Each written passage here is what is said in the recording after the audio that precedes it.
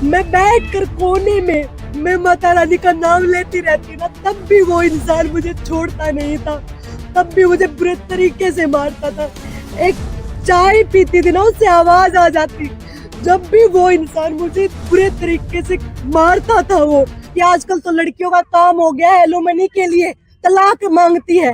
मैंने उस इंसान को ये सब चीजें होने से पहले, ये सब केस डालने से पहले, एसपी को एप्लीकेशन देने से पहले उस इंसान को ये बोला था कि दीपक, हम इतने साल इकट्ठे रहे हैं और मैंने तेरी इतने साल तक मारपीट बर्दाश्त की है, तूने मेरे साथ इतनी जो जात की है, मैं अब बर्दाश्त नहीं कर सकती हूँ। हम ऐसे करते, आप मेरे को तलाक दे दो, मुझे आपसे एक फूटी कोड़ी नहीं चाहिए, लेकिन मैं नहीं चाहती कि मीडिया में आए ये चीजें। और उस इंसान ने मेरे को बोला कि मैं आपको तलाक नहीं दूंगा, मैं आपको जान से मार डालूंगा। उसने मेरे को ये धमकी दी। मैंने जब जाके ये चीजें ये हमारे हिसार एसपी को एप्लीकेशन दी उसके खिलाफ, और मैं आपको बता दूं कि ये सिलसिला आज से नहीं, मेरी शादी के 4 दिन पहले से उस इंसान ने शादी, मेरी 21 दिन की शादी का टाइम हमने रखा था। मैं आपको बता दूं कि इसने शादी के 4 दिन पहले हम अपने रंग दिखाना स्टार्ट कर दिए थे। उस टाइम शादी के 4 दिन पहले वो मेरे से डिमांड करता, वो और उसकी बहन अलग अलग गहनों की, गाड़ी की, पैसों की उन्होंने डिमांड रखी। मैं इतनी फ्रस्ट्रेट हो गई थी, मैंने शादी के लिए भी मना कर दिया था शादी के 4 दिन पहले।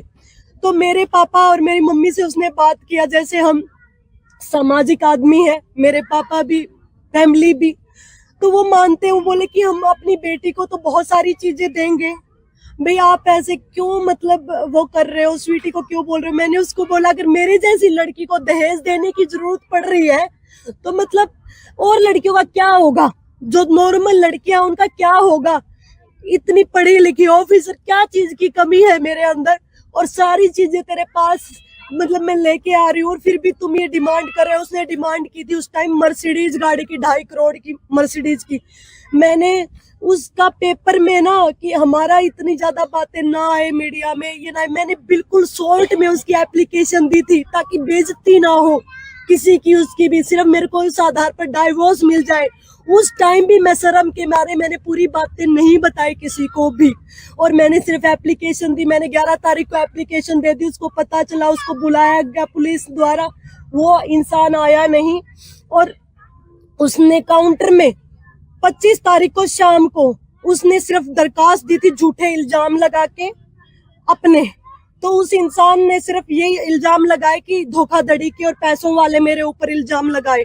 और इसके बाद उसने कुछ उच्च अधिकारियों से मिलकर, कुछ उच्च अधिकारी उसका मदद कर रहे हैं, और उस उच्च अधिकारियों से मिलके उसने एफआईआर दर्ज करवाई रोहतक में मेरे खिलाफ। उसमें मेरे बारे में बोला गया है, मेरे, क्योंकि लड़की के पास अगर कुछ नहीं मिलता तो उसको बोला जाता है बदचलन, जिसके अवैध संबंध होते हैं।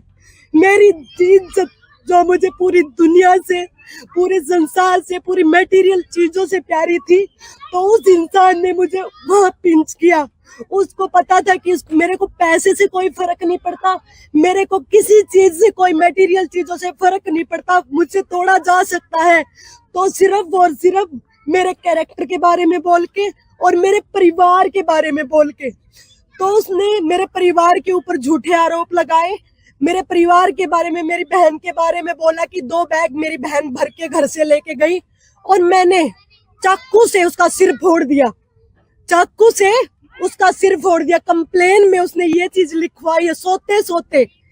मैं पागल हूँ जो मैं चाकू से उसका सिर फोड़ दूं। चाकू से या तो घाव होते हैं, और कहाँ वो मेडिकल है, कहाँ वो पुलिस ने झूठी जो एफआईआर जो दर्ज की है।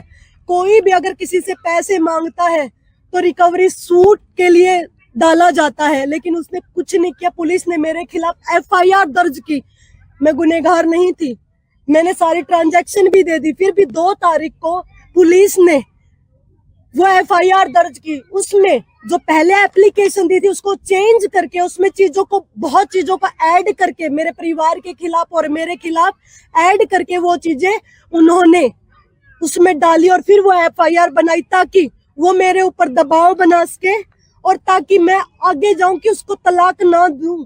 और मैं ही उस घटिया राक्षस से मैं पिटती रहूं। मेरे साथ बहुत ज्यादा उस इंसान ने, वो शादी के 4 दिन पहले जो उसने गाड़ी की डिमांड की थी, उसके बाद मेरे पापा ने मेरे सामने इमोशनल होकर बोला कि बेटा 4 दिन रह गए, कार्ड बट चुके, सारी चीजें हो चुकी है, अगर हम अब शादी को तोड़ेंगे तो बदनामी होगी हमारी। जबकि मैंने मना कर दिया था, उसके बावजूद उस इंसान ने दोबारा शादी के लिए मेरे पापा मान के गाड़ी फॉर्च्यूनर देने के लिए उसको गाड़ी भी दी और सारी चीजें भी दी उसको, मेरे परिवार ने मजबूरन। और फिर भी उसको और उसकी बहन को सब्र नहीं आया। कौन से, मैंने एफआईआर में तो सिर्फ ये लिखवाया है कि उसने गाड़ी एक मांगी।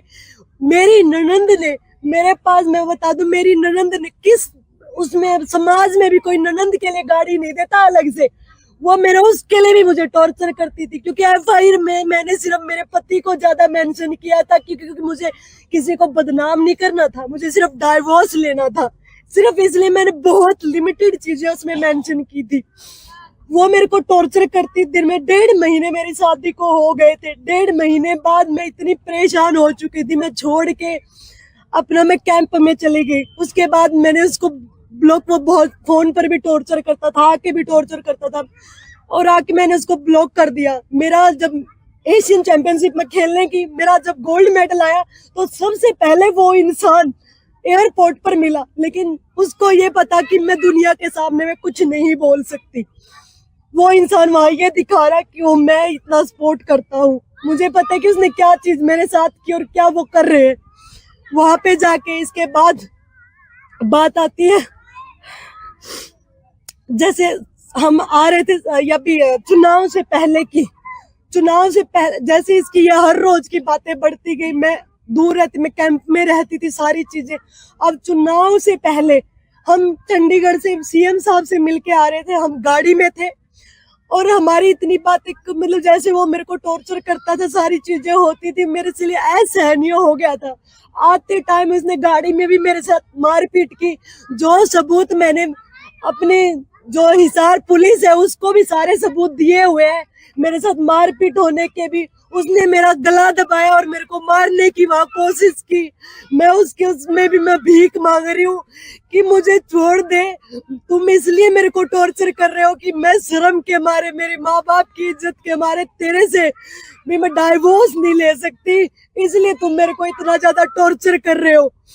तो फिर उसने मेरे को छोड़ा नहीं और मेरे को वो टॉर्चर करता रहा। फिर उसके बाद जैसे मेरे मामा जी आते, वो एकदम से बातें बदल जाता है और वो फिर मेरे को दबाव बनाता है। वो ऐसा इंसान है, बोलते बोलते एकदम से चेंज हो जाता है। इतना साइको आदमी है वो। मुझे पता है कि एक बार जब उसको रोने के लिए बोल दिया जाए, जब भी वो रो देगा, जब उसको उसे रोते रोते हंसने के लिए बोल दे, रो के हंसता रहता है। मेरे को मार मार के वो आदमी हंसता था। मुझे नहीं पता, मुझे नहीं लगता कि कोई नॉर्मल इंसान किसी को दर्द देके खुश होता होगा। मुझे नहीं लगता कोई, क्योंकि नॉर्मल इंसान किसी के दुख में दुखी होता है, सुखी नहीं होता है, हंसता नहीं है। वो मेरे को मार मार के हंसता था। तो चुनाव से पहले जो चंडीगढ़ से हम आ रहे थे, उसने मारपीट की। मैंने जाने से घर वालों को सख्त मना कर दिया था। और मैं आपको बता दूं, उससे पहले 2022 में मैंने सुसाइड अटेम्प्ट किया था उस इंसान से, इतनी परेशान होकर। और उसके बावजूद भी फिर भी मैं उस इंसान के साथ रही, क्योंकि मेरे घर वालों का दबाव इतना ज्यादा था मेरे ऊपर कि मेरे घर वाले ये बोलते थे, कोई नहीं बेटा बसा ले, कोई नहीं, आदमी सुधर जाते, नहीं वो होगा, कोई बात नहीं बेटा। पंचायतें हुई, हजारों पंचायतें हुई हमारी, और उन पंचायतों में हमेशा मेरे को बोला जाता था कि मैं ना बोलूं। मैं चुप भी रही। मैंने उसके जुल्मों के खिलाफ आवाज उठाना भी बंद कर दिया। मैं बैठकर कोने में मैं माता रानी का नाम लेती रहती ना, तब भी वो इंसान मुझे छोड़ता नहीं था, तब भी मुझे बुरे तरीके से मारता था। एक चाय पीती थी ना, उससे आवाज आ जाती, जब भी वो इंसान मुझे बुरे तरीके से मारता था। वो ऐसा इंसान, मुझे नहीं लगता कि कोई नॉर्मल इंसान ऐसे किसी के साथ जाती कर सकता है। ये सब चीजें मैं बर्दाश्त करती रही, ये और मेरी बर्दाश्त की सब चीजें बाहर हो गई। इलेक्शन के बाद अभी 27 तारीख को भी और उससे पहले मारपीट मेरे साथ हुई, तो मैं सब चीजों से मैंने सुसाइड अटेम्प्ट किया और उसमें मैं बच गई। और मेरे घर वालों ने मेरे को बोला कि अगर तुम मर गई तो हमारे पास अब क्या है, तो उन्होंने बोला कि कोई नहीं बेटा, तू छोड़ दे, अब हम तेरे को कुछ नहीं कहेंगे। इलेक्शन से पहले मेरे घर वालों ने मेरे को ये बोलकर भेजा था कि अब उन्होंने, उसके दोस्तों ने और उसने और जो पंचायती जो आदमी थे उन्होंने मेरे को विश्वास दिलाया कि ये तेरे साथ मारपीट नहीं करेगा। उन्होंने विश्वास दिलाया और बोले अगर मारपीट की तो मैं तुम्हें डाइवोर्स म्यूचुअल कंसेंट से दे दूंगा। उसने ये बात की हाँ भरी, तो मैं उसके साथ मैं गई, लेकिन वो बिल्कुल भी सुधार में नहीं आया वो इंसान। उसने वही रवैया रखा और मैंने दोबारा से सुसाइड के लिए अटेम्प्ट किया। उस टाइम मेरे घर वाले भी टूट गए, लेकिन मैंने ये चीजें कभी किसी को नहीं बताई, क्योंकि किसको मैं बताऊं, अगर बताऊंगी तो इसमें उसको ये लगता रहा कि ये थाने में जाएगी नहीं, पंचायतें होगी तो पंचायतों में बस तुम ड्रामे करना कि माफी मांग लेना, माफी मांगने के बाद तेरे को बार बार ये भेजते रहेंगे और ये इज्जत के मारे थाने में नहीं जाएंगे। तो उस इंसान ने, उसके लिए मैंने 11 तारीख को हमारे एसपी हिसार को बोला सर मुझे इस इंसान के साथ नहीं रहना है, मुझे इससे एक फूटी कौड़ी नहीं चाहिए, मुझे चाहिए तो इससे एक तलाक, और जो मेरा सामान है मुझे सिर्फ मेरा सामान चाहिए, मुझे इससे कुछ भी नहीं चाहिए जो मैं लेके गई हूँ।